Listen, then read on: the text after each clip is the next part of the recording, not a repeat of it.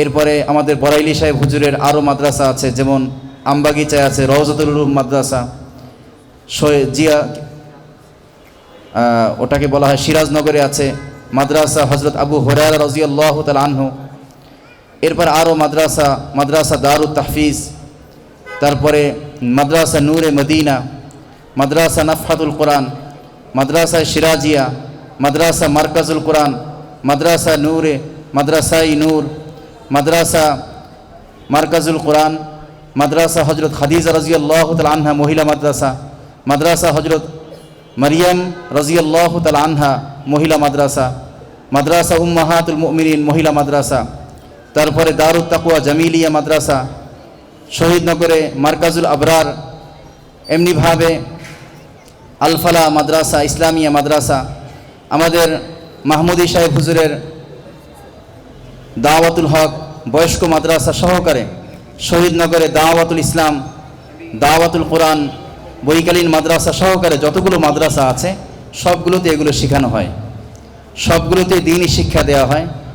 বাচ্চাদেরকে দিনদার বানানোর জন্য, দ্বীনি শিক্ষায় শিক্ষিত করার জন্য, বান্দাকে আল্লাহর সাথে সম্পর্ক স্থাপন করার জন্য এই শিক্ষাগুলো দেওয়া হয়। এগুলো এখানে দেখানো শুধুমাত্র এই জন্য যে আমাদের ছেলেরাও শিখছে, আপনারা দেখলে আপনাদের ফায়দা কি, এর দ্বারা উদ্বুদ্ধ হওয়া যে হ্যাঁ আমার ছেলেকেও এগুলো শেখানো দরকার। এবং সাথে সাথে এদের শিক্ষা থেকে অনেক বিষয় থাকবে যেগুলো যারা বয়স্ক আছেন বিভিন্ন কারণে শেখার সুযোগ হয়নি অথবা শেখার অনুকূল পরিবেশ ছিল না, সেই ব্যবস্থাটা এখান থেকে দেখলে অনেকটা নিজের আয়ত্তে চলে আসবে, বুঝে আসবে যে হ্যাঁ এগুলো আমাদের জানা দরকার ছিল। স্বাভাবিকভাবে ধরেন ইস্তেনজাখানায় প্রবেশের সময় একটা দোয়া পড়তে হয়, দোয়াটা হলো আল্লাহুম্মা ইন্নী আউযু বিকা মিনাল খুবুসি ওয়াল খাবাইস, এই দোয়াটি পড়তে হয়। এই দোয়াটি পড়লে ফায়দা কি, সুন্নত আদায় হয়ে গেল, নেকি হবে। এবং সাথে সাথে এই দোয়াটি যদি পড়ে কোনো ব্যক্তি, তখন জিনের যে কুদৃষ্টি থেকে আল্লাহ পাক রব্বুল আলামিন ওয়াশরুমে যেই ব্যক্তি যাবে দোয়া পড়ে তার লজ্জাস্থানের মাঝে এমন একটা পর্দা ফেলে দিবে যে কোনো প্রকার বদনজর করতে পারবে না। সুবহানাল্লাহ। তো এই যে একটা ফজিলত, এটা তখন অর্জন হবে যখন এই দোয়াটি পড়ে আমরা যেতে পারবো। ছোট ছোট বাচ্চারা 5 বছর 6 বছর 7 বছরের বাচ্চারা, তারা এই যে এভাবে দোয়াটি পড়ে ওয়াশরুমে যায়। তো যারা বয়স্ক আছে, যারা পারে তো আলহামদুলিল্লাহ, যারা পারে না তাদের মধ্যেও এই একটা আগ্রহ উদ্দীপনা চাহিদা তৈরি হবে। যখনই চাহিদা তৈরি হবে তখনই দেখা যাবে দাওয়াতুল হক সেই মাহমুদি সাহেব হুজুরের বয়স্ক মাদ্রাসায় ভর্তি হয়ে যাবে। মডেল টাউন জামে মসজিদে বয়স্কদেরকে পড়ানো হয়, তখন সেখানে ভর্তি হয়ে যাবে যে আমরাও পড়ি, আমরাও জিনিসগুলো শিখি। এটাই হলো উদ্দেশ্য।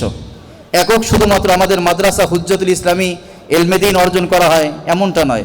এই যতগুলো মাদ্রাসার নাম বলেছি, এছাড়া আরও আছে ইমামবাড়ি মাদ্রাসা, আরও অনেক মাদ্রাসা, সবগুলোতে এই শিক্ষাগুলো দেওয়া হয়। আমরা মাদ্রাসার সাথে সম্পর্ক স্থাপন করব, ইনশাআল্লাহ আমাদের ইহকাল পরকাল উভয় জাহান কামিয়াব হবে। তো ইনশাআল্লাহ ধারাবাহিকভাবে চলতে থাকবে, মাঝে মাঝে বিভিন্ন কথাবার্তাও বলা হবে। এই বাচ্চারা তারা কোরআনুল করিম, তারপরে হামদ নাত ইত্যাদি এগুলো পড়বে। জানাজা নামাজ কীভাবে পড়াতে হয়, ঈদের নামাজ কীভাবে পড়াতে হয়, এগুলো ছেলেরা পারে আলহামদুলিল্লাহ, এগুলো আপনাদেরকে দেখাবে। বিবাহ কিভাবে পড়তে হয়, ঈদের নামাজ কিভাবে পড়তে হয়, এরপরে 2 রাকাত নামাজে 7টি মাসআলা আছে, এগুলো বলা হবে। আরও বিভিন্ন মাসলা মাসাইল বলা হবে। বাচ্চারা তারা 40টা হাদিস মুখস্থ বলতে পারে, এগুলো বলবে। এরপরে আদিয়ায় মাস্তুনা, বিভিন্ন কাজে কোন কাজে কি দোয়া আছে সেগুলো তারা বলবে। এগুলো ইনশাআল্লাহ এখানে দেখানো হবে, শেখানো মানে প্রদর্শনী দেখানো হবে। আপনারা দেখবেন ইনশাআল্লাহ ভালো লাগবে। দ্বীনি কাজ, দ্বীনি পরিবেশ এগুলোর মধ্যে আসলেও আল্লাহ পাক রব্বুল আলামিন বিশেষ রহমতের চাদরে আপনাকে আমাকে আবৃত করে দেবেন ইনশাআল্লাহ।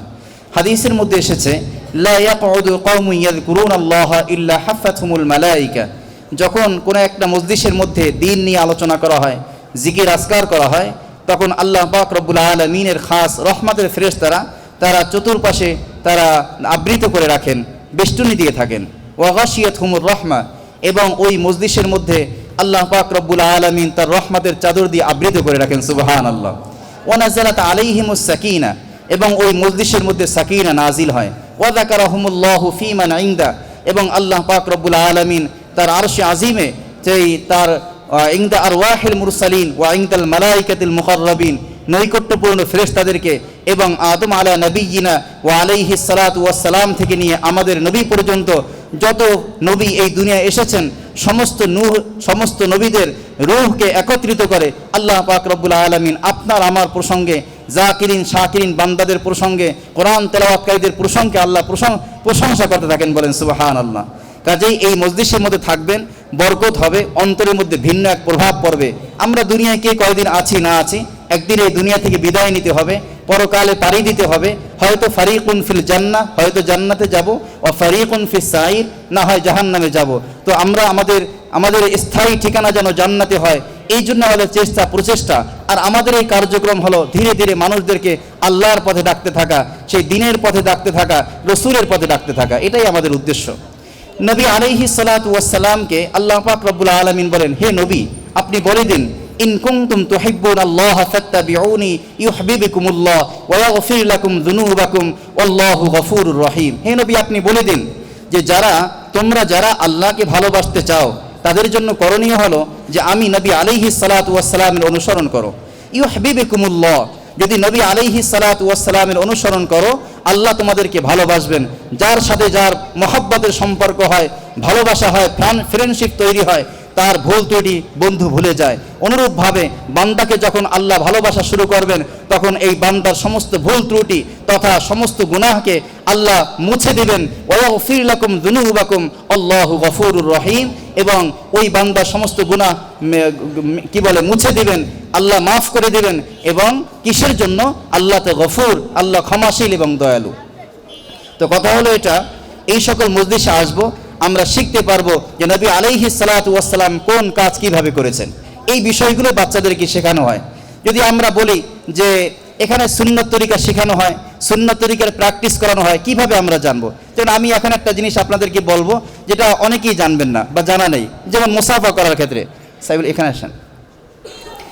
মুসাফা করার ক্ষেত্রে যে আমরা সবাই জানি মুসাফা করতে হয়, কিন্তু অনেকে এই বিষয়টা নিয়ে স্পষ্ট না যে এক হাত দিয়ে না দুই হাত দিয়ে। আমরা জানি দুই হাত দিয়ে। কিছু ভাই তারা বলেন যে মুসাফা এক হাত দিয়ে করতে হয়। আমরা বলবো যে না, মুসাফা কয় হাত দিয়ে করতে হবে? দুই হাত দিয়ে। দুই হাত দিয়ে জানি, কিন্তু এটা জানি না মুসাফার পরিধি কতটুকু গেলে আমাদের মুসাফা হবে। এই যে হুজুরের যে এই জায়গাটা নরম জায়গা, আমার এই নরম জায়গা, এই জায়গা লাগবে, পরিপূর্ণ লাগবে। তারপরে ওই হাত দেন, দুই হাত দিয়ে মুসাফা করব, এটা হলো সুন্নত তরিকা। কিন্তু আমরা অনেকে মুসাফা করে এভাবে করি, কেউ আছে এক হাত দিয়ে করি, আবার কেউ বলি যত ঝাঁকি তত নেকি। এটা সম্পূর্ণ ভুল কথা। তো এই যে প্রত্যেকটা জিনিস নবী আলাইহিস সালাতু ওয়াস সালাম কোনটা কিভাবে করেছেন, সেই কাজ, সেই কথা, সেই তার জীবন আদর্শ, সেগুলো আমাদের জীবনে বাস্তবায়ন করাই হচ্ছে আমাদের উদ্দেশ্য। আল্লাহর যদি মহাব্বত অর্জন করতে চাই, আল্লাহর সাথে যদি বন্ধুত্ব করতে চাই, তাহলে আমাদেরকে এই কাজগুলো করতে হবে। তাহলে বন্ধুত্ব স্থাপন হবে, আমরা ইনশাআল্লাহ জান্নাতে যেতে পারবো। আল্লাহ আমাদেরকে তৌফিক দান করুন। প্রদর্শনী চলবে, আমরা একের পর এক দেখতে থাকি, মাঝে মাঝে বিভিন্ন কথা হবে ইনশাআল্লাহ।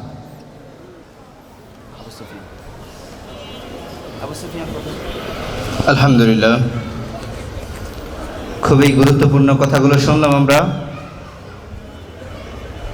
আল্লাহ তাআলা আমল করার তৌফিক দান করুক সকলকে। আলহামদুলিল্লাহ, এই পর্যায়ে ইসলামী সঙ্গীত নিয়ে আসছেন অত্র মাদ্রাসার হিফজুল কোরআন বিভাগের ছাত্র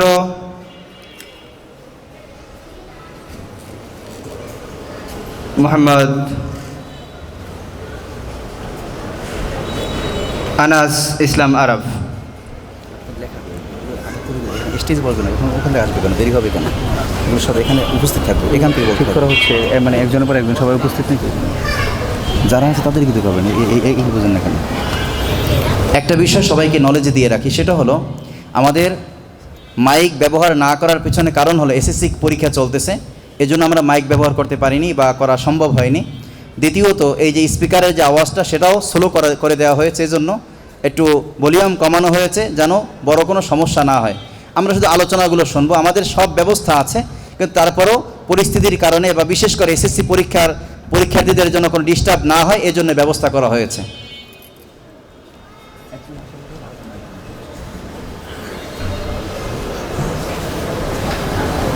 আরেকটা মাইক, আরেকটা মাউথ আলাদা, ঠিক আছে।